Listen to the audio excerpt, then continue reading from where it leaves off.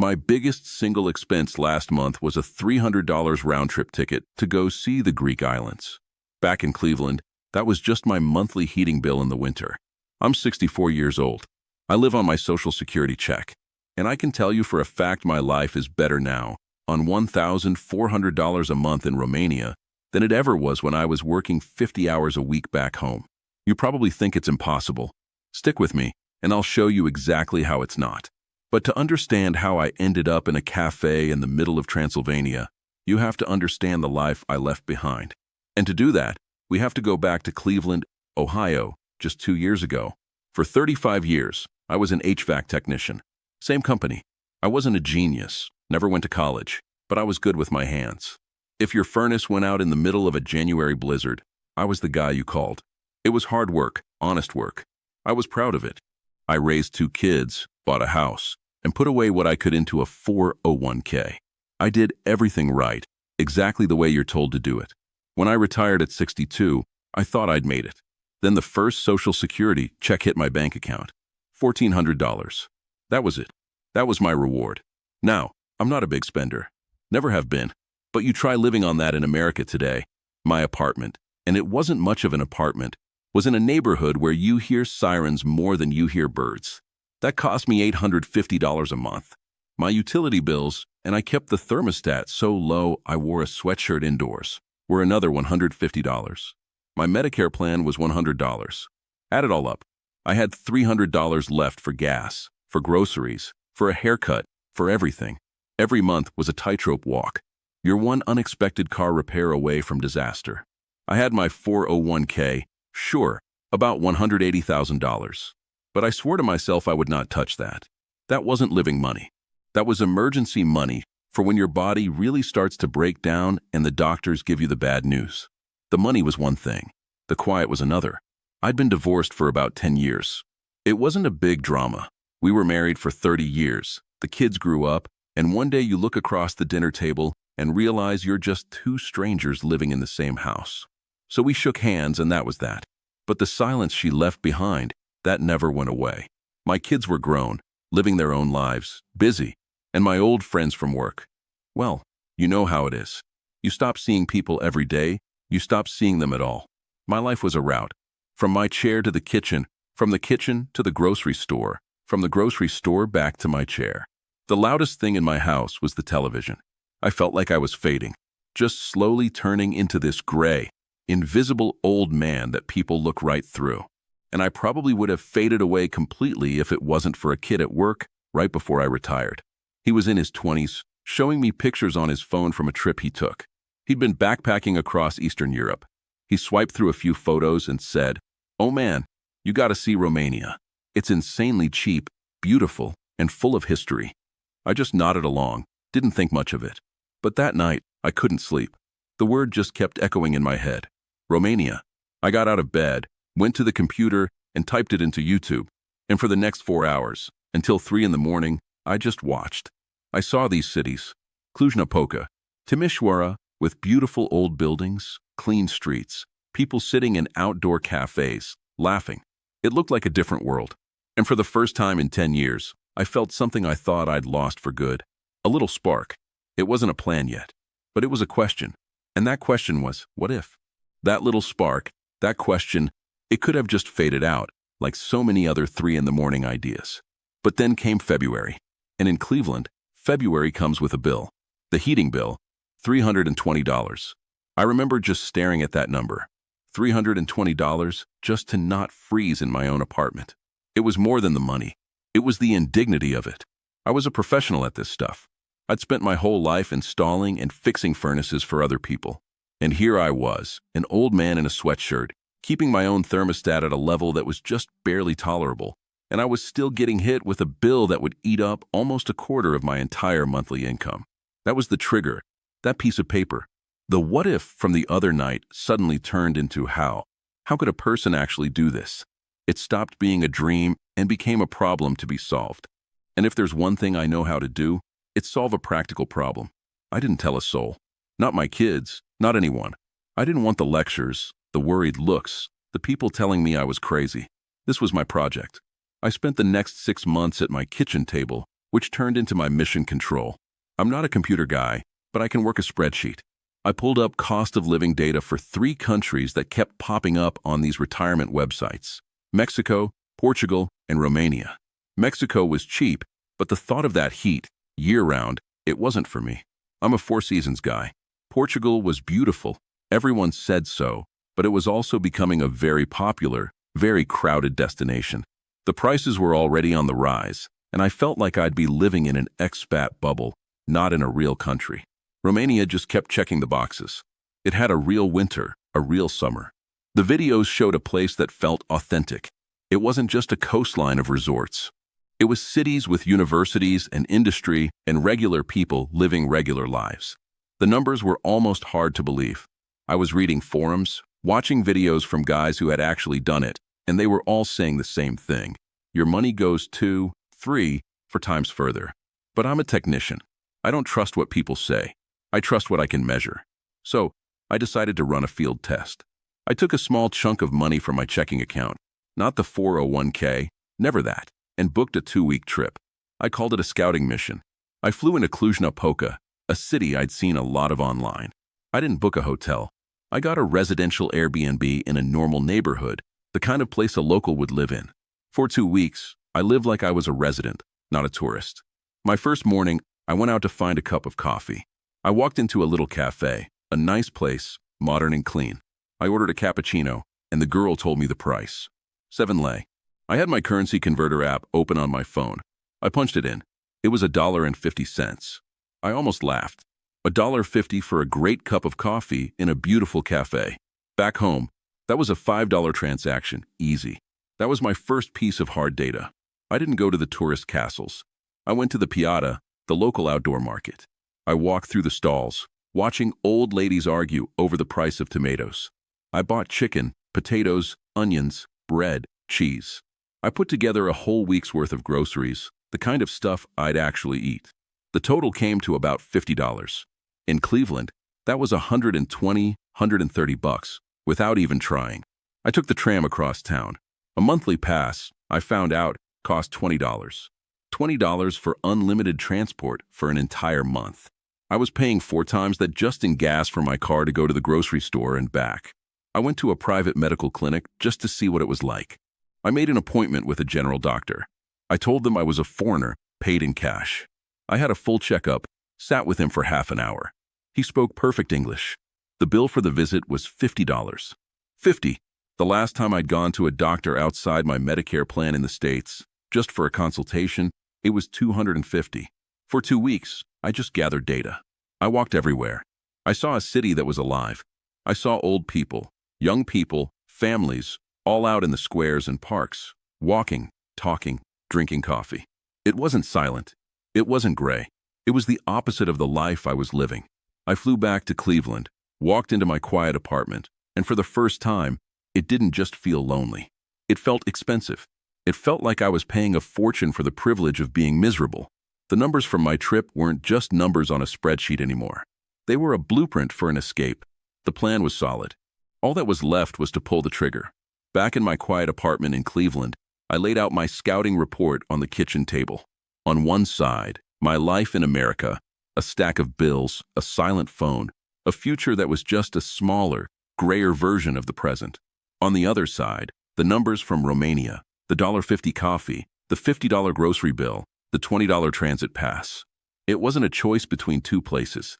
It was a choice between waiting to die and starting to live. So I pulled the trigger. It happened faster than I thought it would.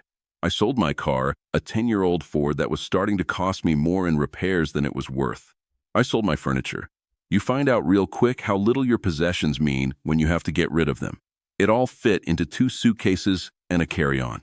That was it. 35 years of work, a marriage, a life, packed into about 75 pounds of luggage. The biggest hurdle was the paperwork. The visa. Romania has something called a long-stay visa, and to get it, you have to prove you can support yourself. It's a pain, like trying to fix the wiring in a 100-year-old house. You just have to be patient and take it 1 wire at a time. I had to get official statements from Social Security, get them notarized, send them off to the embassy. But my $1,400 a month was more than enough to qualify. After a few weeks of waiting, A visa was stamped in my passport. That was the point of no return. I landed in Cluj-Napoca in September. I remember walking out of the airport and taking a breath. The air was cool and crisp. It felt different. I found the apartment I had rented online, a modern one-bedroom in a good, clean neighborhood, about a 15-minute walk from the city center. It cost me $450 a month, and that wasn't just rent. That included heat, electricity, water, high-speed internet, everything. Back in Cleveland, I was paying almost double that just for the privilege of staring at four walls in a bad part of town. The first night, I slept for 10 hours straight. It was the first time in years I hadn't woken up in the middle of the night worrying about a bill. That one change, the rent, it changed the entire game. Let me just lay it out for you. My check is $1,400. Take out $450 for the apartment. That leaves $950. I spend about $250 a month on groceries, and I eat well. Fresh vegetables from the market, good meat, good bread. I got a private health insurance plan, a really good one, for $60 a month. I spend maybe $200 on eating out, coffees, a beer with a friend. My transit pass for the bus is $20 a month. You add all that up, and I still have over $400 left over. $420, to be exact. That's not emergency money. That's life money. That's my travel fund. That's my freedom. But it's not just the numbers. The first few months, I made it my job to get out of the apartment. I joined a local hiking club I found on Facebook. Every Saturday, a group of us, a mix of Romanians and a few other foreigners, would take a bus out to the mountains. I was walking more than I had in 20 years. I lost 15 pounds without even trying. My phone started to have a reason to be charged. People were calling me, making plans. The silence I had lived in for a decade was just gone. It was replaced by the sound of conversations, of laughter, of life happening around me. And one afternoon, at one of those outdoor cafes, a woman at the table next to me asked for help with a menu. She thought I was a local. Her name was Elena. She was 58, a retired schoolteacher, born and raised right here in Cluj. We started talking, and we just didn't stop. It wasn't some whirlwind romance. It's not what you see in the movies. It was better. It was real. We'd take walks through the Central Park, cook at my place. She'd try to teach me Romanian and laugh at my pronunciation. For the first time in more than a decade, I had a partner, someone to share the small moments with. Someone who, when I looked across the dinner table, wasn't a stranger. Now, you might be thinking this all sounds a little too perfect. A cheap apartment, a new girlfriend, hiking on the weekends. Like something out of a brochure. And for the first 6 months, it kind of was. It was the honeymoon phase. Every day was a new discovery. Every coffee was the best coffee I'd ever had. But a brochure is not a life. A life has problems. And my first big Romanian problem came on a Tuesday morning in the form of a sharp pain in my chest. It wasn't a heart attack. At least, I didn't think it was. It was a hot, searing pain that came and went, and it scared the hell out of me. Back in Cleveland, my first thought would have been, how much is this going to cost me? The ambulance, the emergency room, the tests. I could see my 401k, that money I swore I'd never touch, just evaporating. My second thought would have been, who do I call? I'd probably have just sat there, hoping it would go away, because the alternative was too expensive and too complicated to think about. Here, my first thought was Elena. I called her, my voice a little shaky, and explained what was happening. She was at my apartment in 20 minutes. No panic. She just said, okay, we're going to the hospital. Not the emergency room. She took me to a private hospital, one of the places covered by my $60 a month insurance plan. We walked in, and it was cleaner and more modern than any hospital I'd ever been in back home. Elena did the talking. Within 15 minutes, I was in a room with a cardiologist. A guy in his 40s spoke perfect English. He asked me questions for 20 minutes. Not just about the pain, but about my life, my diet, my stress levels. He listened. Then he said, I want to run some tests. An EKG, a stress test on the treadmill, and a full set of blood work. We can do it all right now. An hour later, I was on the treadmill. An hour after that, the doctor was sitting in front of me with all the results. It wasn't my heart. It was a severe case of acid reflux, something called GERD, brought on by too many good coffees and rich Romanian food, probably. He gave me a prescription for some medication and a list of foods to avoid for a while. The whole time, I'm waiting for the other shoe to drop. The bill. When I was ready to leave, I went to the front desk, Pulled out my wallet. The woman printed out a statement. I braced myself.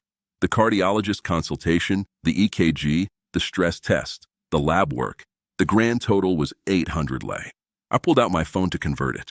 It was about $180. For everything, all of it. I paid it with my debit card, no insurance paperwork, no questions. The prescription cost me another $20 at the pharmacy. Less than a heating bill. But here's the thing that really mattered. As I was walking out, feeling a little weak, but mostly just relieved, Elena took my hand. She just held it. She hadn't been my translator. She had been my partner. She'd been there. In that moment, I wasn't an old, invisible man having a health scare alone in a foreign country. I was just a guy being looked after. That feeling, you can't put a price on that. The next challenge wasn't so dramatic, but it was just as real. My long-stay visa was good for 1 year. After that, I had to apply for a temporary residence permit. And that means facing the full force of Romanian bureaucracy. It's a pain. It's like trying to fix the wiring in a 100-year-old house. None of the wires are the color they're supposed to be. The diagrams don't make any sense. And you just have to be patient and trace each one back to the source. You need a stack of papers, a new rental contract, a new proof of health insurance, a new bank statement showing my social security checks were still coming in. And you have to have them all in a plastic folder. A dosar, a specific kind of plastic folder. If you show up with the wrong kind, they'll send you away. I'm not kidding. It's a test. They want to see if you have the patience to live here. I went to the immigration office 3 times. The first time, I had the wrong folder. The second time, my rental contract wasn't stamped by the tax office. Each time, I'd wait in line for 2 hours, get to the window, and a woman who never smiled would tell me what was wrong and point to the door. I was getting frustrated. I felt that old anger rising up, that feeling of being powerless. I was thinking, I'm a 64-year-old man. I shouldn't have to deal with this. The old me, the Cleveland me, would have gotten loud, would have demanded to see a supervisor. But I wasn't that man anymore. I took a breath.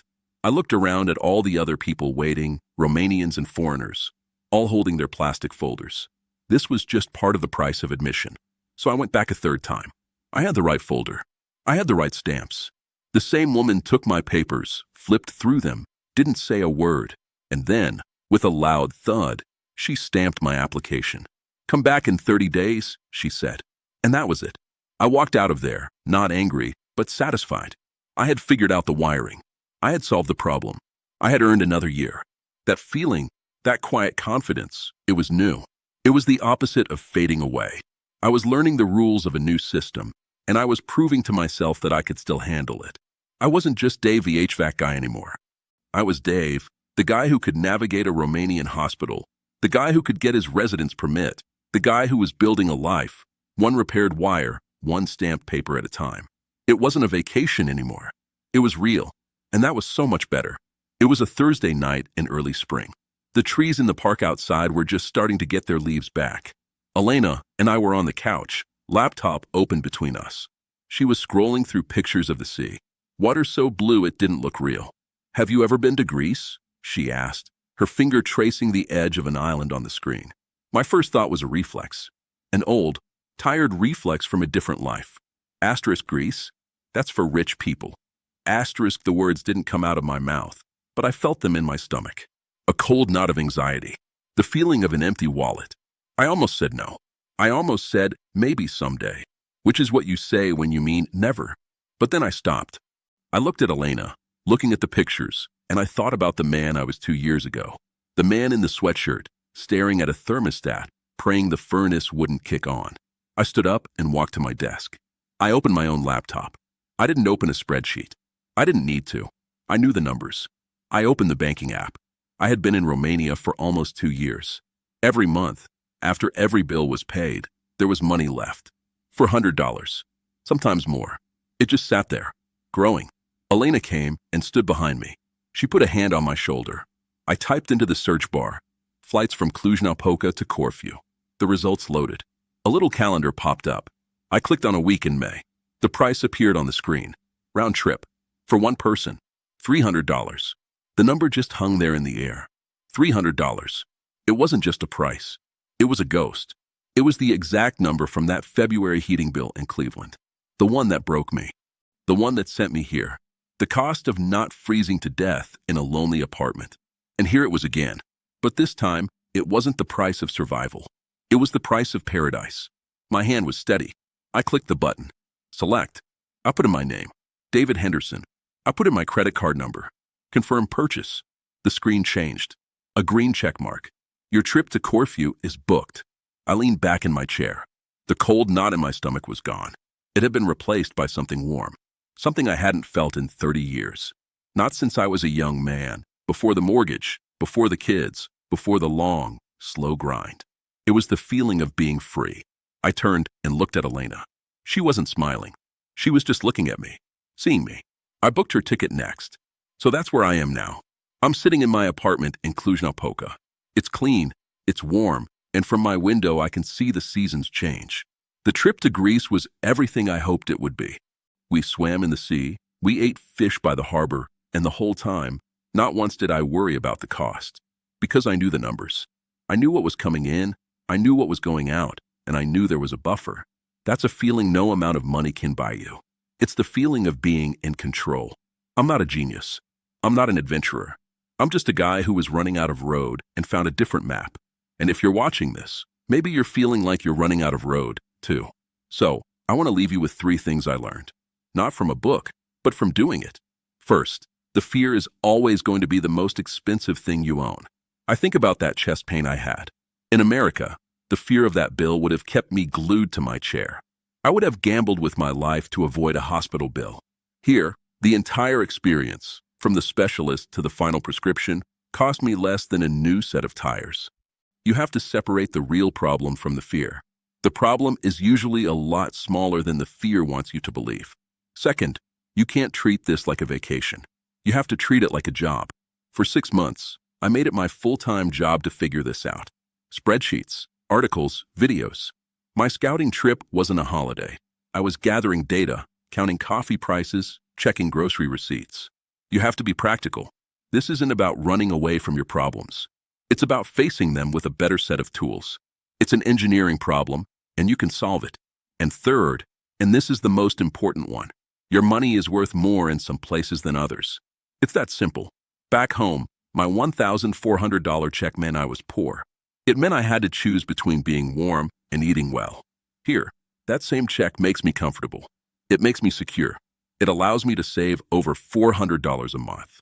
That heating bill in Cleveland, the one that broke me, is now the price of a flight to a Greek island. It's the same $300. It's just on a different map. Look, if you're my age and you're staring at your savings account, wondering how in the world it's supposed to last another 20 or 30 years, I need you to hear me. Your life isn't over. Your options are not gone. You're just looking at the wrong map. For the price of my old heating bill, I can fly to another country. Think about that. If my story made sense to you, and you want to see more real numbers and the real stories of living overseas, subscribe to this channel. Don't just sit there and worry. Start planning.